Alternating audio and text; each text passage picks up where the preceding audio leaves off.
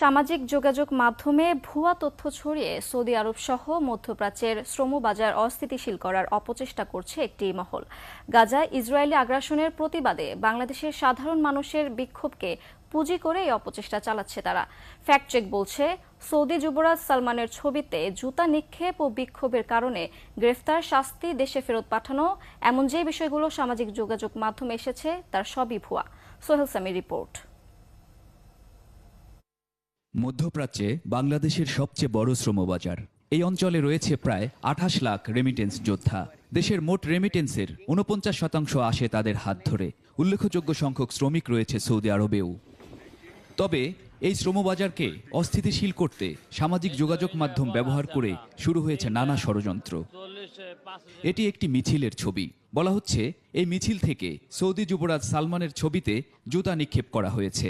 Sarah Mehjabin নামে আরেকটি verified ফেসবুকে একটি ভিডিও আপলোড করা হয়।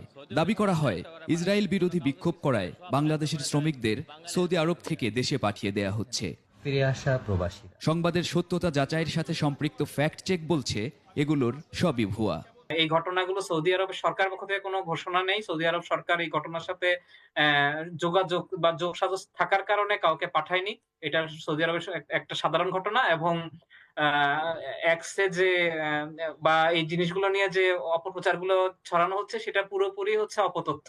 মানে মানুষ জেনে, অনেকে আছে জেনে বুঝেই ছড়াচ্ছে, আর বেশিরভাগ মানুষ সেটা বুঝে না বুঝে শেয়ার করে ছড়িয়ে দিচ্ছে।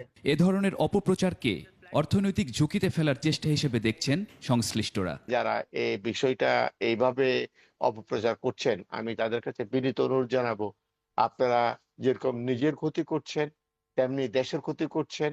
এটা টোটাল সমাজ এবং পরিবারের জন্য খুবই ক্ষতিকর হবে। প্লিজ প্লিজ আমি সবাইকে অনুরোধ জানাচ্ছি, এই কাজগুলো, এমন কাজগুলো দেশের স্বার্থে এবং পরিবারের স্বার্থে এই কাজগুলো কেউ করবেন না। অপতথ্য প্রচার বন্ধে সরকারের এখনই পদক্ষেপ নেয়ার তাগিদও দিয়েছেন তারা। সোহেল সামি, ২১ টেলিভিশন।